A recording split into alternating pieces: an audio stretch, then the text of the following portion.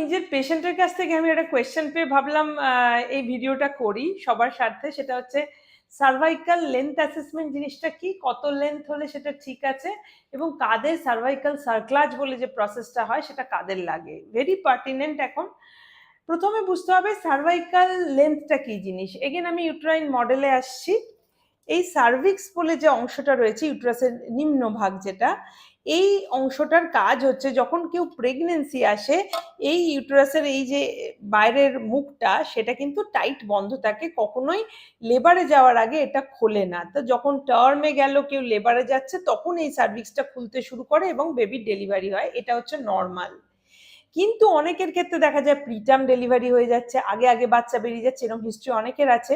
কেন হয়? তাদের এই সার্ভিক্সটা খুব উইক হয়। পুরো প্রেগনেন্সির যখন ওয়েট বাড়ছে, ওই বাচ্চাটার অত ওয়েট এটা ধরে রাখতে পারছে না, তখন কি হচ্ছে আস্তে আস্তে খুলে গেপ করে যাচ্ছে এবং বাচ্চা বেরিয়ে যাচ্ছে। কিন্তু এটা তো সবার হয় না, কারুর কারুর হয়।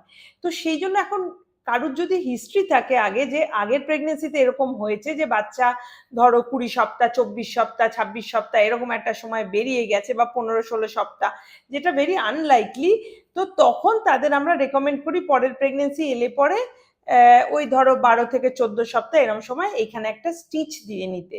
তাকে বলে সার্ভাইকাল সার্ক্লাজ। তো আমার অনেক আইভিএফ পেশেন্ট আছে, তাদের কাছে কোয়েশ্চেন থাকে, তাদের তো কখনো আগে প্রেগনেন্সি হয়নি, তো তাহলে তাদের ক্ষেত্রে আমরা কি করবো? এটা valuable pregnancy, but I believe all pregnancies are valuable. তো স্যার, প্রেগনেন্সি দেখো আইভিএফ করে হোক, আইইউআই করে হোক, ন্যাচারাল কনসিভ হোক, প্রেগনেন্সি কিন্তু বিহেভ করবে সেম।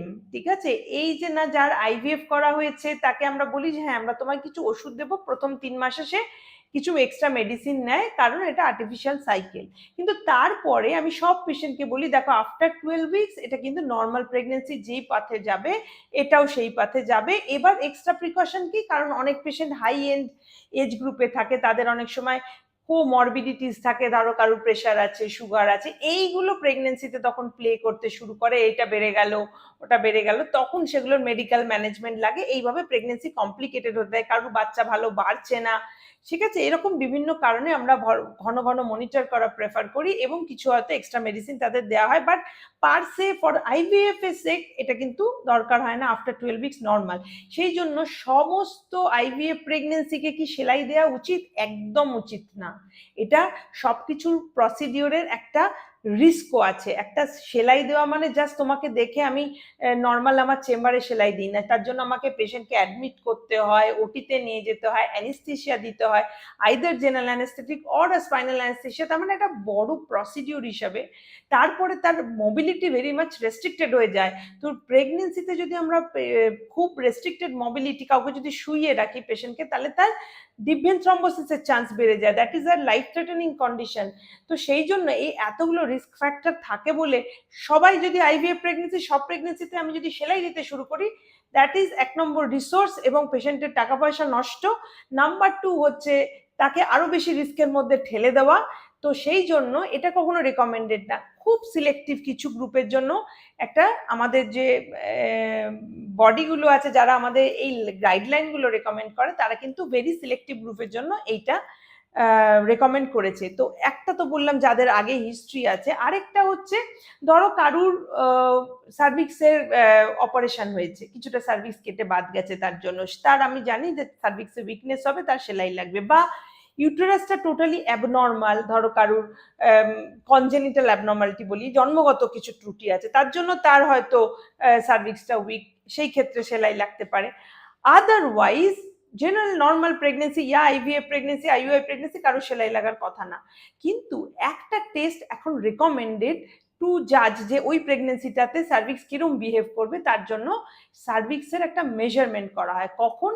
দেখো আমি আইভিএফ স্পেশালিস্ট, আমি তো আমার পেশেন্টদের প্রথম থেকে 6 উইকস থেকে প্রেগনেন্সিতে ফলো আপ করি, আমি প্রত্যেকটা স্ক্যানের সময় তাদের সার্ভিক্স অ্যাসেসমেন্ট করি। কিন্তু রেকমেন্ডেশন কি?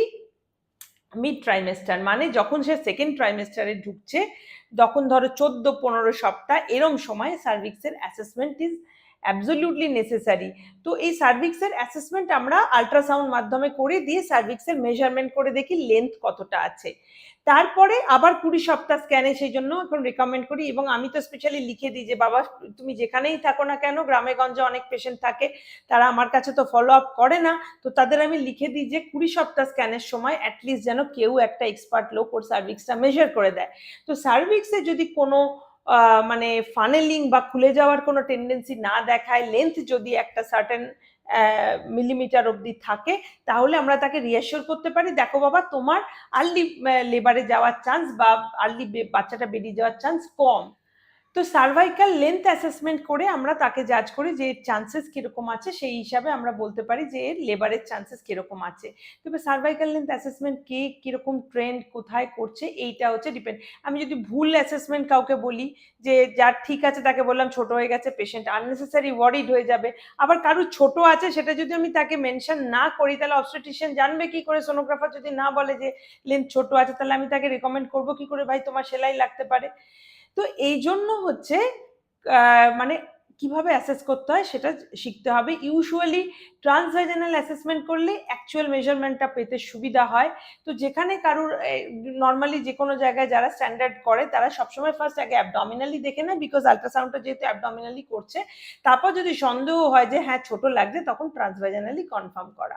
তো সেই জন্য এইটা করলে আমরা একটু পেশেন্টকে রিঅ্যাসিওর করতে পারি যে দেখো বাবা লেন্থ এই আছে, অতএব তুমি নিশ্চিন্ত থাকো, তোমার এই মুহূর্তে হওয়ার নেই। কিন্তু আমার আইভিএফ পেশেন্টদের আমি বলি যে তারা যখন পরবর্তীকালে গ্রোথ স্ক্যানগুলোতে যায় বাইরে, তখনও একবার করে সার্ভিক্সটা যদি কেউ অ্যাসেস করে দেয় তাদের খুব সুবিধা হয়। যে কোনো সময় যদি আগের মেজারমেন্টটায় এত ছিল, এখন যদি ড্রাস্টিক্যালি কারুর লেন্থ কমে যায়, তখন again there is a warning sign যে আচ্ছা এর কি আমরা সেলাই সেই অবস্থায় দেব, অথবা যদি দেখা যায় যে তার লেন্থ সিগনিফিকেন্টলি একই আছে মোটামুটি, তাহলে আবার এগেন রিঅ্যাসিওর করতে পারি দেখো তোমার লেবারের চান্স নেই।